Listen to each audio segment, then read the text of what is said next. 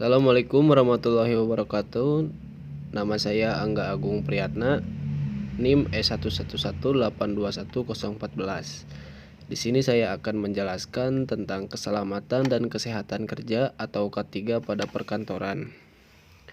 Untuk pengertian K3 itu sendiri yaitu segala kegiatan untuk menjamin dan melindungi keselamatan dan kesehatan kerja karyawan melalui upaya pencegahan kecelakaan kerja dan penyakit akibat kerja di kantor. Tujuan K3 itu untuk mewujudkan kantor yang sehat, aman, dan nyaman demi terwujudnya karyawan yang sehat, selamat, bugar, berkinerja, dan produktif. Lalu, potensi bahaya di kantor itu yang pertama berdasarkan fisik, yaitu bising, getaran, pencahayaan, radiasi layar komputer, dan elektrik. Yang kedua berdasarkan kimia, yaitu partikel debu, cairan desinfektan, uap, dan vapor. Yang ketiga berdasarkan biologi, yaitu mikroorganisme seperti virus, bakteri, jamur, dan vektor. Lalu berdasarkan ergonomi, yaitu posisi kerja yang tidak netral, gerakan berulang-ulang, kelebihan beban, dan lain-lain. Yang terakhir psikososial, yaitu konflik antar rekan, stres kerja, shift, beban kerja, karir, dan lain-lain. Masalah ketiga di perkantoran yang sering muncul yaitu penataan dokumen dan peralatan yang tidak aman, penataan kelistrikan yang tidak aman, posisi kerja yang tidak ergonomis, penempatan alat pemadam api ringan atau APAR yang tidak sesuai, kondisi hidran gedung yang terhalang, kondisi tangga darurat yang tidak sesuai. Lalu hal-hal yang harus diperhatikan dalam K3 itu yaitu yang pertama, keselamatan kerja. Terdiri dari pelaksanaan pemeliharaan dan perawatan ruang perkantoran, desain alat dan tempat kerja, penempatan dan penggunaan alat perkantoran, pengelolaan listrik dan sumber api, manajemen tanggap darurat gedung.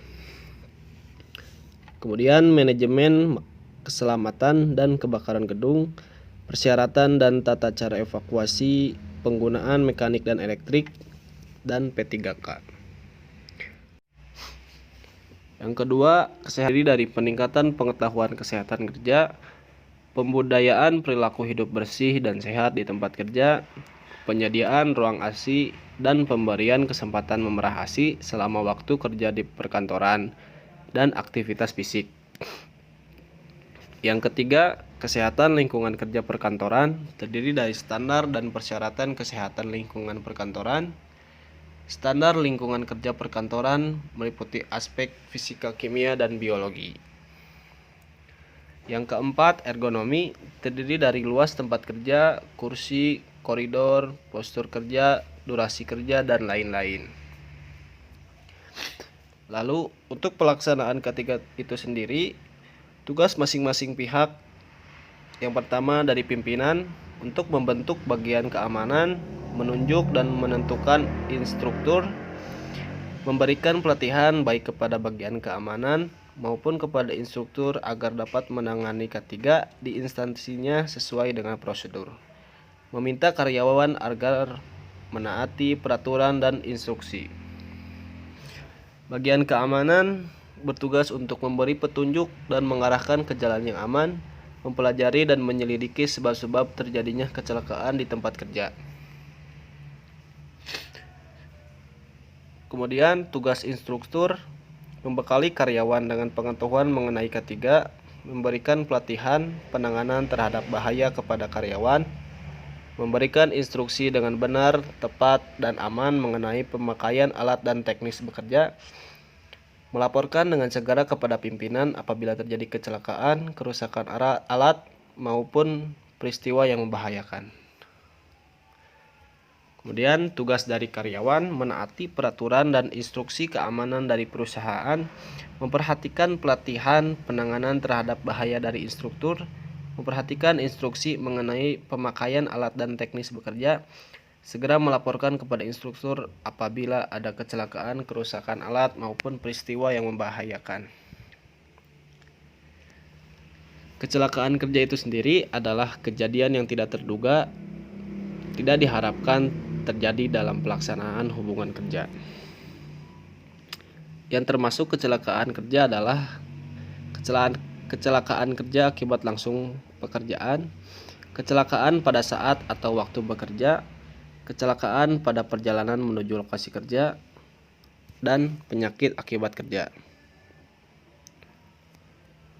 Faktor penyebab kecelakaan kerja yang pertama dari faktor lingkungan, manusia seperti sifat fisik dan mental, pengetahuan dan keterampilan, sikap, dan yang terakhir yaitu faktor mesin atau alat. Kerugian yang disebabkan oleh kecelakaan kerja yaitu memerlukan biaya yang besar, produktivitas kerja berkurang, pekerja dapat mengalami cacat bahkan kematian, terhambatnya produksi, kerusakan lingkungan, psikis atau mental, pekerja dapat terganggu. Lalu ada macam-macam alat pelindung diri untuk melindungi pekerja saat melakukan pekerjaan. Yang pertama, helm pelindung kepala, sarung tangan kain dan kulit, sumbat telinga, kacamata safety, kacamata dan kedok las, masker kain, sarung tangan karet, sepatu ankle boot, safety shoes. Contoh-contoh yang tadi itu adalah contoh personal protective device atau alat-alat perlindungan diri. Syarat dari alat perlindungan diri itu sendiri yaitu nyaman saat dipergunakan, tidak mengganggu ketika bekerja, memberikan perlindungan yang efektif terhadap jenis bahaya. Lalu kesimpulan.